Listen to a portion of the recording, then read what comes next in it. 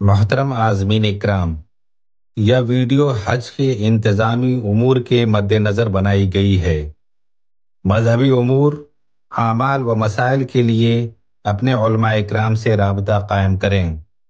مکہ مکرمہ وہ پاکیزہ شہر ہے جہاں بیت اللہ یعنی خانہ کعبہ واقع ہے۔ حدیث میں ہے کہ بیت اللہ پر پہلی نظر پڑنے کے وقت جو دعا مانگی جاتی ہے وہ اللہ تعالیٰ ضرور قبول فرماتے ہیں۔ اسلام کا اہم رکن حج، جو تمام صاحب استطاعت مسلمانوں پر زندگی میں ایک مرتبہ فرض ہے، وہ یہیں ادا کیا جاتا ہے۔ یہی وہ مقدس شہر ہے جہاں پر حضور صلی اللہ علیہ وسلم کی ولادت باسعادت ہوئی۔ حج کے ایام کی بہترین اور افضل ترین عبادت طواف کعبہ ہے۔ کثرت سے طواف کیجیے، نماز پنجگانہ باجماعت حرم میں پڑھیے اور مکہ مکرمہ کے دیگر مقدس مقامات کی زیارت بھی انہی ایام میں کیجیے۔ جو عازمین سیدھے ہندوستان سے جدہ کے لیے پرواز کریں گے وہ اپنے شہر یا ایئرپورٹ سے احرام باندھ کر نکلیں۔ البتہ وہ عازمین جو سیدھے ہندوستانی ایئرپورٹ سے مدینہ منورہ کے لیے پرواز کریں گے ان کے لیے احرام کی قید نہیں ہے۔ مکہ مکرمہ کے قیام کے دوران حجاج کرام، معلم اور ہندوستانی حج کمیٹی اور consulate general of India Jeddah کے عملے کے زیر نگرانی ہوتے ہیں۔ مکہ مکرمہ پہنچتے ہی معلم کی طرف سے آپ کو پیلے رنگ کا بریسلیٹ، کارڈ اور دیگر کاغذات سونپے جائیں گے جس پر معلم کا نام، موبائل نمبر اور ٹیلی فون نمبر درج رہیں گے۔ عازمین ہر وقت ان کو پہنے رکھیں۔ اسی کے ساتھ ہی ہندوستانی حج کمیٹی کی طرف سے دیے گئے ترنگی ڈوری والے شناختی کارڈ کو بھی ہر وقت گلے میں پہنے رکھیں، کیونکہ حاجی یا حجین کے کھو جانے کی صورت میں یہ بہت کارگر ثابت ہوتا ہے۔ مکہ مکرمہ پہنچنے کے 3-4 روز کے بعد معلم آفس کی طرف سے ہر عازمین حج کو ایک شناختی کارڈ دیا جائے گا جس میں آپ کے مکہ مکرمہ میں قیام کے دوران کی تمام معلومات اور تفصیلات درج ہوں گی۔ معلم کے دیے گئے شناختی کارڈ، بریسلیٹ اور حج کمیٹی کے ذریعے دیے گئے کڑے کو سنبھال کر رکھیں، کیونکہ مجمع کثیر میں یہ کارڈ اور بریسلیٹ ہی آپ کی شناخت ہوگی۔ مکہ مکرمہ میں حجاج کے قیام کی مدت 25 سے 30 دن تک رہے گی، لہٰذا یہاں قیام کے دوران کچھ ضروری باتوں کا خیال رکھیں، جیسے جدہ پہنچنے اور ایئرپورٹ کی کارروائیوں کے بعد بس کے ذریعے آپ کو آپ کی رہائش گاہ پر لایا جائے گا۔ مکہ پہنچ کر کوشش کریں کہ جلد از جلد عمرہ کی ادائیگی سے فارغ ہو جائیں۔ جدہ ایئرپورٹ سے لے کر ہندوستان واپسی تک آپ کو ہر جگہ، جیسے کہ آپ کی قیام گاہ، بس اسٹینڈ، حرم شریف کے ارد گرد میٹرو اسٹیشن، مشاعر و دیگر اہم مقامات پر وزارت اقلیتی امور، حکومت ہند، حج کمیٹی آف انڈیا اور consulate general of India Jeddah کا سرکاری عملہ اور خادم الحجاج آپ کی خدمت اور رہنمائی کے لیے موجود رہیں گے۔ آپ ان کی خدمات سے فائدہ اٹھائیں۔ اپنے کمرے میں پہنچ کر اپنے سامان کی جانچ کریں اور کسی سامان کے غائب ہونے کی صورت میں ہندوستانی حج مشن کے کسی قریبی برانچ آفس یا گمشدہ سامان سیل سے رابطہ قائم کریں۔ مکہ مکرمہ میں تمام حجاج کرام کی تفصیلات، مثلا نام، کور نمبر وغیرہ ان کے کمرے کے باہر چسپاں کر دیے جاتے ہیں تاکہ کمرے کی شناخت کرنے میں حاجی کو کوئی دقت پیش نہ آئے۔ مکہ مکرمہ میں عازمین کو عزیزیہ و قرب و جوار میں ٹھہرایا جائے گا جو حرم شریف سے تقریباً 8 کلومیٹر کی مسافت پر ہے۔ یہاں سے حرم خانہ کعبہ جانے کے لیے 24 گھنٹے بلا معاوضہ مفت بس کا انتظام کیا جائے گا۔ واپسی میں بھی بسیں دستیاب رہیں گی۔ مکہ مکرمہ میں قیام کے دوران اپنے کمرے میں صفائی کا مکمل خیال رکھیں، کیونکہ صفائی دین اسلام کا ایک اہم حصہ ہے۔ بیت الخلاء وغیرہ عام طور سے مشترکہ ہوتے ہیں، لہٰذا اس بات کا خیال رکھیں کہ آپ کی وجہ سے دوسرے حاجیوں کو کسی طرح کی تکلیف نہ پہنچے۔ آپ کے قیام گاہ میں کھانے پکانے کی سہولت دستیاب رہے گی۔ یہاں 30 افراد پر ایک کچن کا انتظام ہے۔ حجاج کرام آپسی مشورے سے باورچی خانہ استعمال کر سکتے ہیں۔ بلڈنگ کے مطبخ میں فریج اور چولہے کے ساتھ ساتھ سلنڈر کا انتظام پہلے سے رہتا ہے۔ کھانا بنانے کے بعد گیس چولہے کو اچھی طرح سے بند کر لیں، کیونکہ بعض مرتبہ گیس لیک ہونے کی صورت میں آگ لگنے کا خدشہ رہتا ہے۔ یاد رہے کہ آپ کی قیامگاہ کے قرب و جوار میں ہندوستانی ذائقے کے کئی ہوٹل بھی موجود ہیں۔ اپنے کمرے میں ملاقاتیوں کی آمد و رفت کم رکھیں تاکہ دوسرے حاجیوں کو اس سے کوئی پریشانی نہ ہو اور ان کی عبادات و آرام میں خلل نہ پڑے۔ آپ کی بلڈنگ میں آب زمزم اور مفت وائی فائی کی سہولت دستیاب رہے گی۔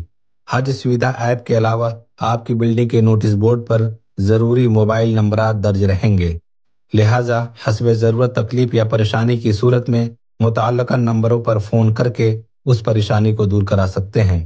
البتہ حاجی صاحبان کو ذہنی طور پر چھوٹی پریشانیوں اور تکلیفوں میں صبر و شکر کے ساتھ برداشت کے لیے آمادہ رہنا چاہیے۔ کمرے سے باہر نکلنے سے قبل اپنی امانت، رقم اور دیگر قیمتی سامان کسی مناسب اور محفوظ جگہ پر رکھ دیں۔ خیال رہے کہ بڑی رقم لے کر مسجد حرام یا اور کسی بھیڑ والی جگہ جانے سے پرہیز کریں۔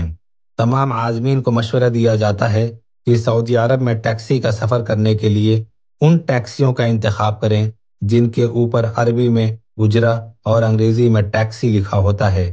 تنہا ٹیکسی وغیرہ میں سفر نہ کریں۔ ٹیکسی میں پہلے مرد سوار ہوں اور بعد میں خواتین کو سوار کریں، اور اترتے وقت خواتین کو پہلے اتاریں اور بعد میں مرد اتریں۔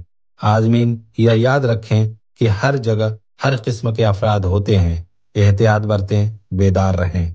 باہر نکلتے وقت اپنی رہائشی عمارت اور محلے کا نام یاد رکھیں۔ اکثر عمارتوں کے وزٹنگ کارڈز میں اس بلڈنگ و علاقہ کا نام، نقشہ و ٹیلی فون نمبرز دیے گئے ہوتے ہیں۔ ان کارڈز کو بھی اپنے ساتھ رکھیں۔ بہتر ہوگا کہ اپنے موبائل میں اپنے رہائشی بلڈنگ کا لوکیشن محفوظ کر لیں۔ حرم شریف کے صحن، مطاف اور اس کے علاوہ مکہ شریف میں زمین پر پڑی ہوئی کسی بھی جگہ کوئی بھی چیز ہرگز نہ اٹھائیں، چاہے آپ کا ارادہ کتنا ہی نیک کیوں نہ ہو۔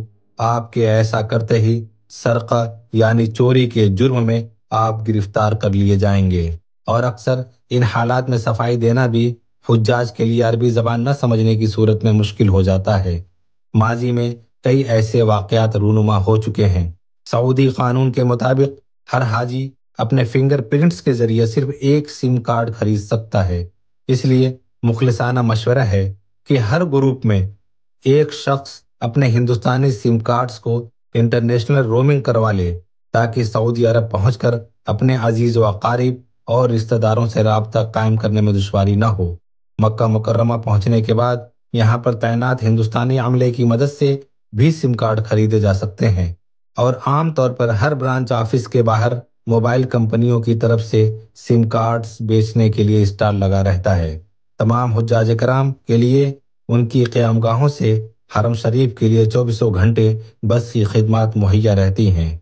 جمعہ اور عشاء کی نماز کے بعد حرم شریف میں اکثر بہت زیادہ بھیڑ ہو جاتی ہے، لہٰذا کوشش یہ رہے کہ ان نمازوں کے بعد بھیڑ سے بچنے کے لیے تھوڑا تاخیر سے حرم سے باہر نکلیں، اور نماز جمعہ کی ادائیگی کے لیے حرم شریف جلدی پہنچنے کا اہتمام کریں۔ حرم شریف میں جس دروازے سے داخل ہوں کوشش کریں کہ اسی سے باہر آئیں، اور اس دروازے کے رنگ و نام اور نمبر وغیرہ یاد کر لیں۔ اگر عمرہ کرنے کے دوران آپ کے ساتھ خواتین ہوں تو کوشش کریں کہ عمرہ کی ادائیگی کے درمیان کسی نماز کا وقت نہ پڑے، کیونکہ نماز کے وقت حرم شریف میں مردوں اور عورتوں کے لیے صفوں کا علیحدہ انتظام رہتا ہے، جس سے ایک دوسرے کا ساتھ چھوٹنے کا اندیشہ رہتا ہے، اور عمرہ پورا کرنے کے بعد ملنے کے لیے کوئی مناسب جگہ تجویز کر لیں تاکہ بعد میں کسی کے بھی گم ہونے کا ڈر نہ رہے۔ اپنا موبائل ہمیشہ اپنے پاس رکھیں۔ چشمہ استعمال کرنے والے حضرات ایک سے زیادہ چشمہ رکھنے کا اہتمام کریں، اور دھوپ میں دھوپ والے چشمے کا استعمال کریں۔ حرم شریف یا اس کے اطراف میں کسی بھی ملک کا جھنڈا یا نشان کے ساتھ تصویر کھنچوانا جرم میں شامل ہے، لہٰذا اس سے بچیں۔ بیماریوں سے بچنے کے لیے اور صحت کے متعلق سعودی عرب کے ذریعے دی جانے والی ہدایات پر عمل کریں۔ صفائی کا خیال رکھتے ہوئے بھیڑ والی جگہوں میں ماسک کا استعمال کریں۔ وہ حجاج کرام جن کی مدینہ منورہ روانگی حج کے بعد ہونی ہے، وہ مدینہ مومنٹ کا انتظار کریں۔ تمام حجاج کرام مکہ مکرمہ سے مدینہ منورہ روانگی سے قبل طواف وداع سے فراغت حاصل کر لیں۔ مدینہ منورہ روانگی سے قبل اپنے سامان کو اچھی طرح سے پیک کر کے اس پر اپنا نام اور حوالہ یا کور نمبر لکھ دیں۔ آپ کا سامان آپ کی بس یا بذریعہ ٹرک مدینہ منورہ روانہ کیا جائے گا، جو مدینہ میں آپ کی بلڈنگ پر پہنچ جائے گا۔